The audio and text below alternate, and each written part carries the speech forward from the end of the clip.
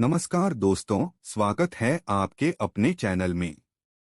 आज हम बात करने वाले हैं द साइकोलॉजी ऑफ मनी के चैप्टर 2 किस्मत और जोखिम के बारे में। यह अध्याय हमें समझाता है कि क्यों हम कभी-कभी अपनी सफलता को ज्यादा क्रेडिट दे देते हैं और दूसरों की असफलता को उनकी गलती समझ लेते हैं।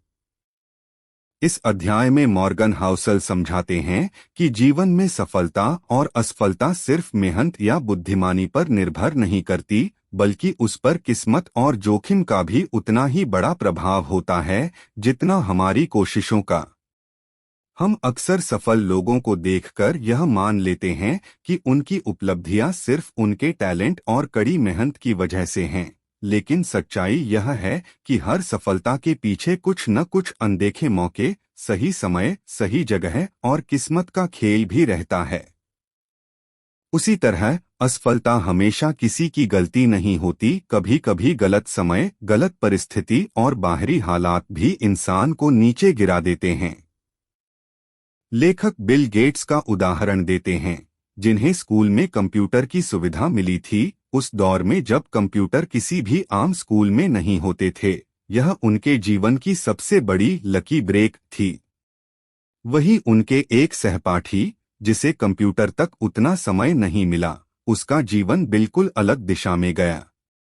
इसका मतलब यह नहीं कि एक बेहतर था और दूसरा कमजोर, बस परिस्थितियों ने उनकी राहें बदल दी।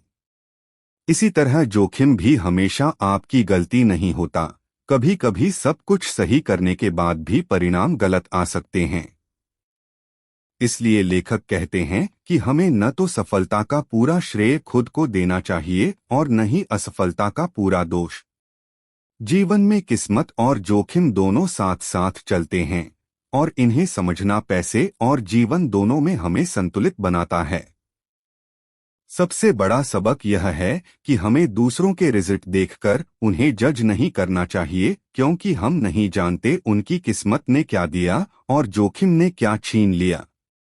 और जब आप बड़े फैसले लें, तो यह याद रखना जरूरी है कि आपके नियंत्रण में सिर्फ मेहनत है, लेकिन परिणाम पर कई बाहरी ताकतें भी असर डालती हैं।